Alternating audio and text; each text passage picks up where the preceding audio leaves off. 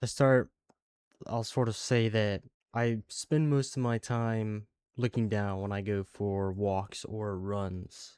You know, I don't often take in the scenery around me. When I do, I realize there's so much to notice and to see, and it's such a privilege to be able to see all the colors and trees and grass, flowers, and the way I do. This idea that we all share the same sky. We all experience it in our own subjective way. And how do you explain exactly how you experience something, the way you feel it, the way you see it? Because the way I see the world may not be the way that you or someone else sees the world. It's sort of this idea that how do you step into someone else's shoes, or how does someone step into your shoes? This idea of qualia.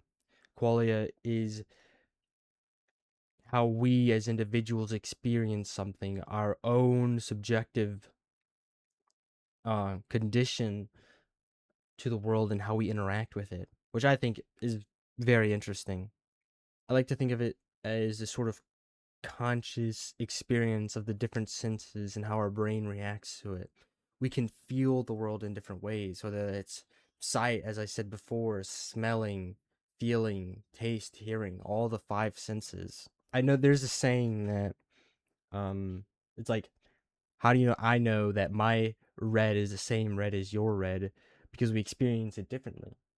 Or say colorblind people or color deficient people, they can't see certain colors or perceive certain colors as different.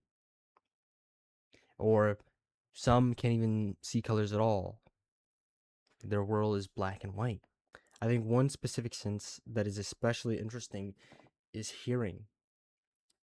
Uh, the way we interact with sound, along with our ability to see.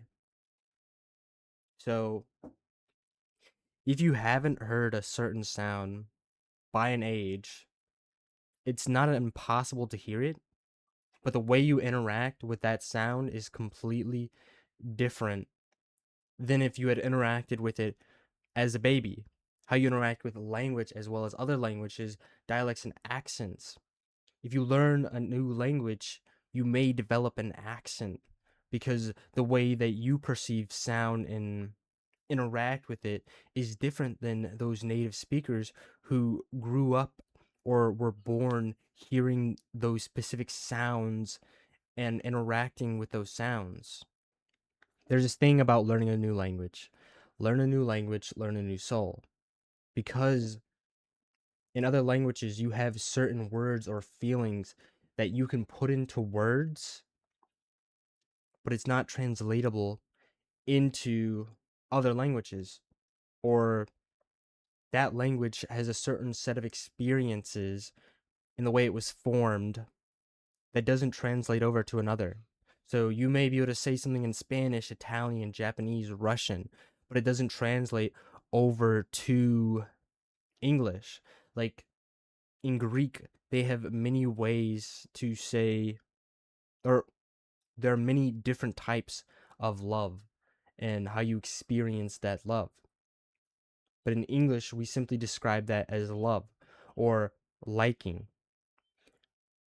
So we perceive it as something different, but to them, it's all the same category, just different words and ways of expressing it. With language, it's very complicated with how we interact with it and we tune it out.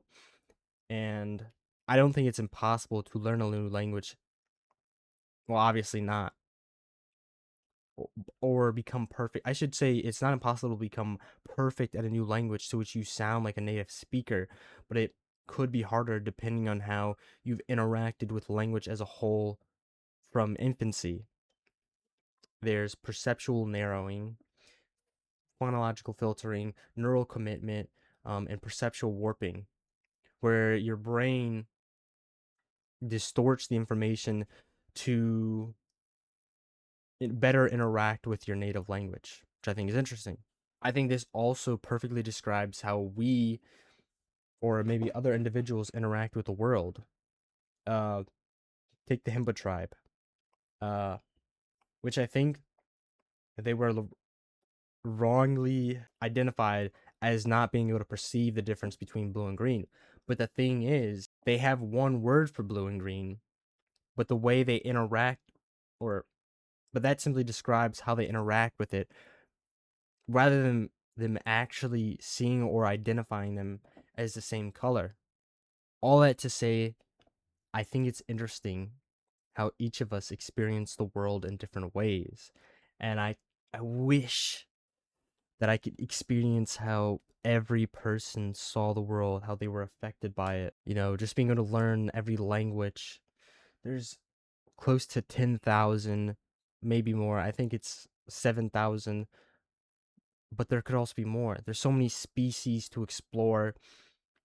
The Amazon holding such a vast amount of species, which many are still undiscovered, like the ocean. There are planets which some of us have seen, like pictures of astronauts who've experienced stepping foot or orbiting around our planet. We, who are not them, do not get to experience that. I think it's interesting how each of us can have maybe enhanced senses when it comes to smell, hearing, sight, taste, so on. Others have good intuition or high intelligence in certain categories, while others experience intelligence in different ways. There's problem solving, book smarts, and then there's, being able to tell me a car inside and out, which is a different type of intelligence entirely. But both are equally interesting and hold a vast amount of experience and wisdom. To go back to my starting point, I said I spend a lot of my time looking down, and I think a lot of things go unnoticed because I do that. But when I do take my eyes off the ground from where I'm walking and look up, there's much to discover in my own subjective experience, much less others. And it makes me want to start improving my ability to have conversations with, people who I may have never spoken to, and giving the chance for myself and them to maybe learn something new.